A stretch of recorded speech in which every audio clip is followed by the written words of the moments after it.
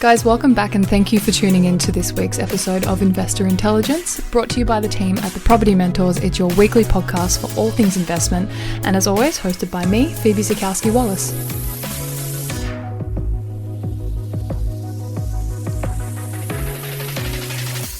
Today I've got another very special guest sitting down with me. Now, if you've been listening from the start, you'd know that one of the points that Luke is always reiterating is the importance of having your team of experts around you, one of these experts being your mortgage broker.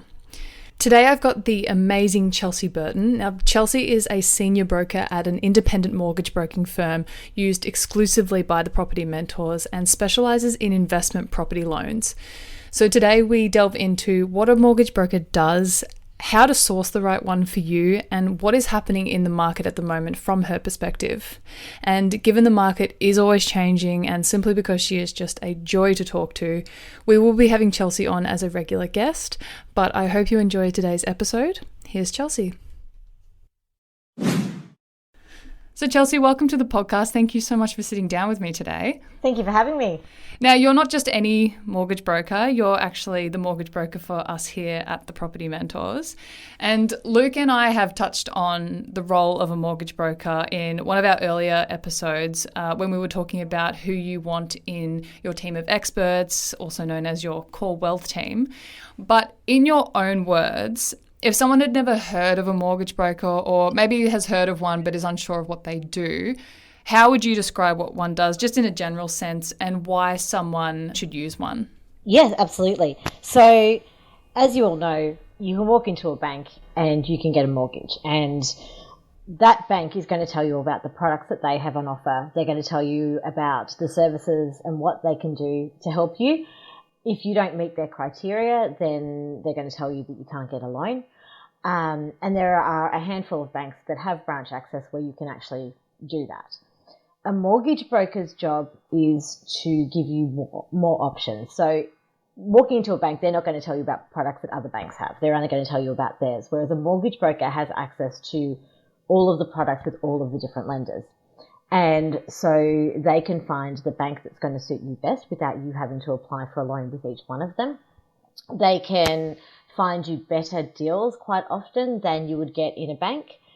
And they can offer solutions when a general big four bank product won't help.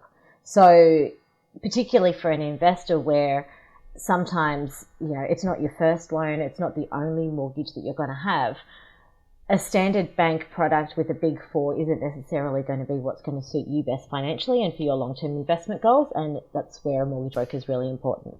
Yeah, as much as it would be nice for the banks to tell you if there was a better offer somewhere else, they're definitely not going to be doing that, and their boss wouldn't be happy if they were to do that. I've never ever heard CBA tell you to go to ANZ. No, that would be far too convenient for us, wouldn't it? Exactly. So Luke is constantly making a strong point about finding the right mortgage broker for your specific situation. So can you explain to me in a bit more detail how you're different to the average mortgage broker in that you do predominantly deal with investor lending? Absolutely. So the majority of mortgages are home loan mortgages for your own house, and the majority of mortgage brokers know how to do a loan on your own home. Once you get to one or more, particularly more investment properties, that's where mortgage brokers don't necessarily understand what you need. So unless they have experience in investment mortgage broking, they will look at the basic mortgage products and they're not going to look at your strategy as a whole. And they're not going to understand the nuances involved in getting more and more loans for more and more investment properties and how that works. So one of the benefits that I have is that I am a property investor myself. I've made mistakes and I've learned what good and bad loans are for property investing. And I use that experience and I pass that on to my clients. And so it basically means that I understand what sort of loans a client needs when they want to actually build an investment portfolio. Amazing. Yeah. And just to break a few of the sort of terms down. So lender usually means the banks. Correct. But are there any other examples? Yeah. So when you think bank, you think your majors, Westpac, NAB, CBA. There's a lot of lenders that aren't household names. a lot of banks that aren't household names, and they're normal banks. They're normal, exactly what you would expect a bank to do. They're just not somebody that you've ever heard of before. And then there are private lenders. Private lenders are where you get money from people rather than banks. And there are, a few other things as well, that do personal asset finance and that sort of thing, like cars and that sort of thing, which I tend to avoid. And what are the main drivers behind changes in products offered by lenders? So ordinarily, it's a bit of a combination of new rules handed down by the governing bodies, which has happened a few times since the Royal Commission that occurred about 2 years ago. And most recently in November, there were some new rules that were handed down saying that banks had to look at things a different way. Also, banks have to balance their owner-occupied and investment debt, and they've got ratios that they have to maintain. So in any given financial year, they can only provide so many owner-occupied loans and so many investment loans. And so if those ratios get out of balance or they get close to their limit, then they start to pull back on that kind of lending. Okay.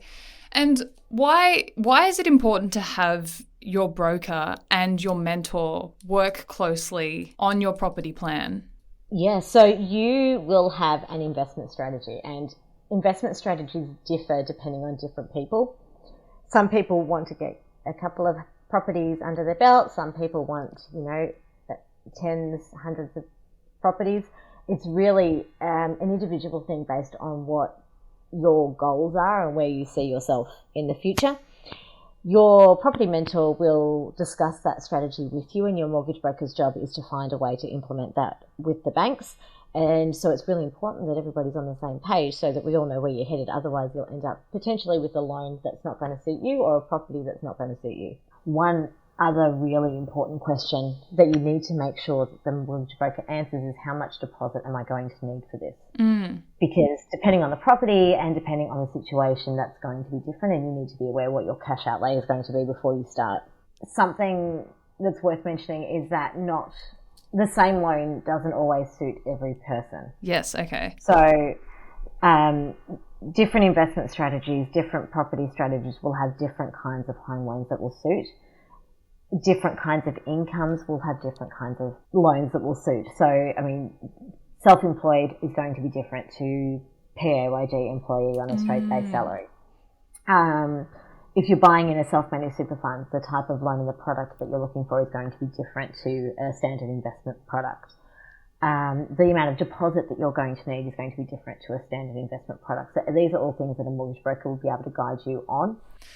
So Chelsea, something else that you do that I recently learned about is that you're able to let someone know what their borrowing capacity is, which, correct me if I'm wrong, but is how much a lender, being the banks, for example, is willing to loan you. So how does that work, and what sort of things are you looking at in order to get that figure?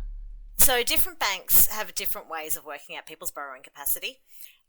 They look at expenses in different ways. They look at rental incomes in different ways. They look at incomes in different ways. So basically what I do is a really broad brush approach, a way that most lenders are going to accept. Some lenders are a lot tighter on borrowing capacity than others, so I go with one that's kind of mid-range so we get a good indication of what people can borrow. Things that they look for are if you're single or a couple, do you have any children? How much are you earning? And they separate out base salary versus overtime or bonuses. Self-employed is looked at in different ways. So with those, usually I need to get financials so that I can work out what you earn according to the way a bank's going to view it. They also look at other liabilities. Things like HEX debts are included in that, zip pay, afterpay, all of those kind of buy now, pay later schemes are included as a credit limit, so they kind of reflect the same way as a credit card does. Things like private school fees, life insurance, banks separate those out as commitments as well. So putting your kids through private school, most banks will look at that similarly to a personal loan.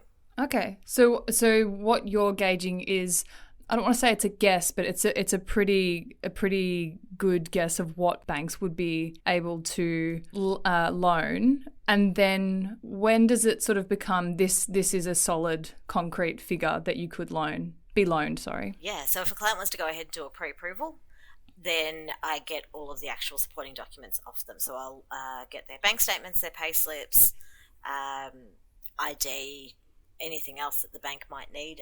PAYG summaries are quite common, particularly if you've got income beyond a base salary or if you're casual. And then once I've got all of that document in hand, I can actually work out exactly what a bank will do, and we submit an application to a bank so that they can confirm.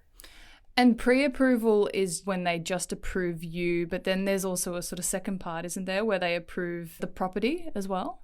How does that work? Yeah, so there's two different types of pre-approval. The first one is a pre-qualification, which basically says, based on all the information that you've input, we'll give you pre-qualified approval, which doesn't really mean a lot. A lot of lenders are doing it that way at the moment. They've sort of pulled out of doing real pre-approvals just because they're so busy, and pre-approvals have a less likely chance of going through. Because not everybody that does a pre-approval ends up buying a house or going through that bank. There are banks that do proper pre-approvals, which means that they actually assess the application as if it was a real loan, as if you'd bought a property, and they go through all of your documents and they check and make sure that you are the kind of person that they want to be lending to, and that they'll lend to you the amount that you want. Those are the types of pre-approvals that we aim for. Then, once you buy a house, the bank does a valuation on the property and they offer you a formal approval. And when you buy a property with a finance clause, that's what the finance clause means, that you get formal approval. So the bank said yes to you and yes to the property. Gotcha. Now, you said something before that has sparked my interest, and I think is going to spark a lot of other people's interest. When you say they look at Afterpay, talk me through that. Like, how would that affect someone getting a loan? What does that look like if someone is quite an avid Afterpay user asking for a friend? So, for sure. So, basically, Afterpay has a credit limit. It's a loan. Anything where you're not using your own money is considered to be a loan. So it has a credit limit. Usually the credit limit's fairly low. It's only $1,000 or $2,000. But the bank still considers that to be a credit card. So basically the way that it works, as an approximation, every $1,000 in credit card limit reduces your borrowing capacity by about $4,000 or $5,000. So if you are looking for a $500,000 property and you want to take a 90% loan, so that's $450,000, and your borrowing is really tight, I'll say to you, you need to close those Afterpay facilities, because otherwise we're not going to be able to get it through. So, a $2,000 Afterpay facility limit will impact your borrowing capacity by about $8,000 to $10,000. Wow. Okay. And that doesn't matter if you're quite on top of it and paying everything Absolutely back on time? not. Does it sort of go both ways? Not at all. Wow. So it's like, I get a lot of clients who have got, money in their reach, or they've got a credit card, but it's always paid off. Right? At the end of the day, the banks use the full credit limit because there's no reason that you can't draw it all the way back up to full. Right? Even if you pay it off every month, it's still a $15,000 limit that you can use, or a $2,000 limit that you can use. So they look at your paying it off as good conduct, but they don't look at it as something that's going to benefit you in terms of borrowing capacity. They don't reward you for it. Okay. That's very good to know.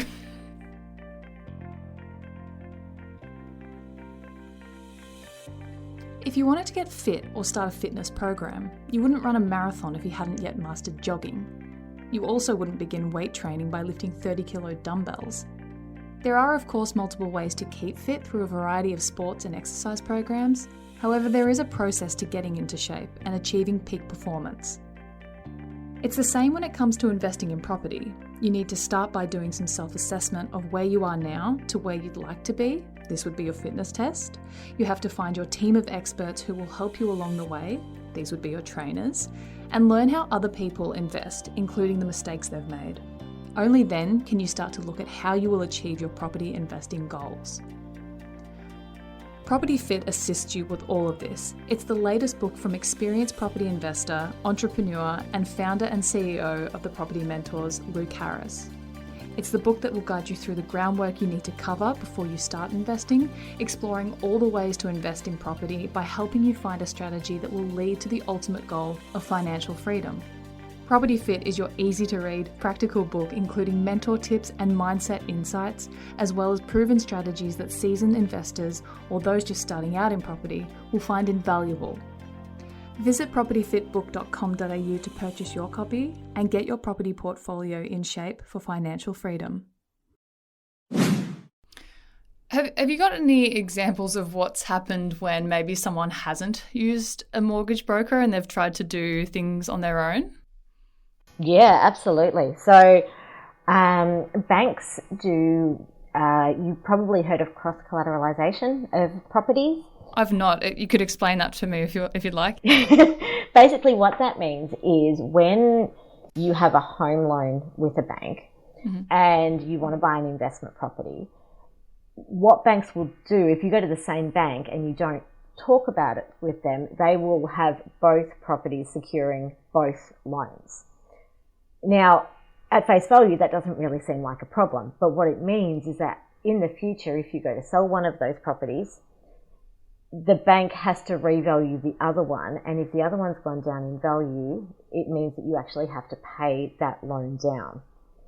So I had a client once who had a loan cross-collateralized on a home and investment property, and this was in Perth, and it was just post the mining boom, so when everything was sort of coming back down to more reasonable rates. So he'd overpaid for one of his properties, and he decided that it was never going to go back up in value again, and it was costing him a lot of money, and the tenant that he had caused some damage to the property. So he decided he was going to sell it as is, and he ended up selling it for quite a significant loss, but it just covered the loan.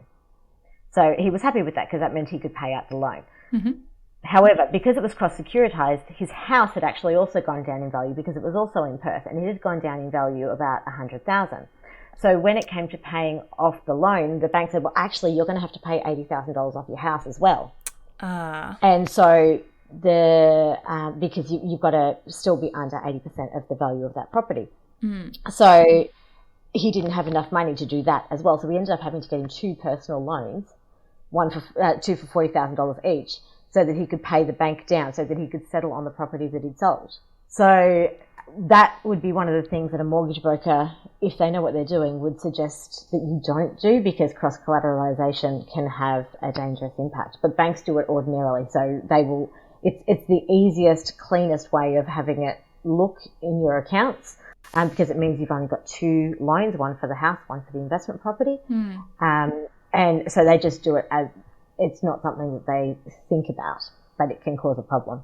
Yeah, okay. So you can see why an expert like yourself would make this so much easier, because that all sounds like a bit of a headache, to be honest, if you're not if you're not an expert in that field. No, exactly. I mean, when you're doing it once or twice for yourself, you've got a very different knowledge base to when you're doing it once or twice a day. Right, exactly. You're living and breathing it. You're doing it day in, day out. Yeah. Exactly. So from your perspective, and because people are always wanting to know this, what is happening in the market right now? What's happening in the lending world? What are lenders doing? What are they maybe scared of? What are they cautious of? Interest rates have been at historical lows for a really long time. Fixed rates with banks are a really good indication of what banks think interest rates are going to do in the future. And over the last 3 months, there's been 2 rises in fixed rates, which indicates that the banks are seeing that in the near future, interest rates overall are going to start to rise. There are a lot of banks who are becoming more cautious with the way they handle investment interest-only loans, but not all of them. There are a variety of banks that are still very, very open to investors and still offer great products and great rates. Again, another reason to have a mortgage broker. And a lot of banks in the last 3 months have implemented what's called a debt-to-income ratio, which basically means that they look at how much debt you have versus how much your total income is. And if it's more than 6 times, they start to put the brakes on a little bit. But again, not all banks. It's just knowing which ones to use in that situation. I want to quickly go back for a second regarding the importance of sourcing the right mortgage broker for you. Now, some people might already have a mortgage broker or they know one through a friend of a friend, but that doesn't necessarily mean they would be the right one for you. So if someone is wanting to build an investment property portfolio and was searching for a mortgage broker, what are some of the things to look for and maybe the questions to ask? You mentioned that you're an investor yourself, so I feel like that would be a pretty good question to start with. Exactly right. So as I said earlier, the majority of mortgage brokers are that they are good at doing a home loan for an occupied property, and they're good at doing one investment property. Once you get beyond that, if you require a certain knowledge base as a mortgage broker to be able to find the best products for a client. And so questions that I'd be asking would be, do you have an investment property yourself? Do you have any clients that own multiple investment properties? What sort of loans do you think I should be looking for? Because if they're going to say to you things like, you should be going investment principal and interest loans, or you should be borrowing less than what you are when you've got a desire to build a portfolio, it's not necessarily good advice depending on your situation. Yeah, no, I think they're great questions. And I think another good one is, are you fresh out of mortgage broker school? Absolutely. How long have you been doing this? Yeah, how long have you been doing this? Because that's usually a nice indication. Chelsea, thank you so much. You've been so generous with your time today. And my pleasure. Given the market and the world of finance is forever changing, we will have to have you on as a regular guest if you're happy to come back. Absolutely, that'd be great. Well, in that case, I'm looking forward to our next chat. Me too. Guys, thank you so much for listening to today's episode. As always, I hope it taught you something new. As you can hear, I most certainly learned something new about Afterpay and will be reassessing any spending there. If you enjoyed this episode or any of our episodes for that matter, please share it with your friends and your family, as it helps us reach more people on their investing journey. And of course, subscribe if you want to be notified when any of our other episodes drop. If you want to know any more about us here at The Property Mentors, you can visit our website at thepropertymentors.com.au, and you can find and connect with any of us on any of our socials, which are always linked in our show notes. As always, if you want to take your investing seriously and expand your knowledge, Luke's latest book, Property Fit, is available at propertyfitbook.com.au. Once again, thank you so much for listening, and I will be back in your ears again next week.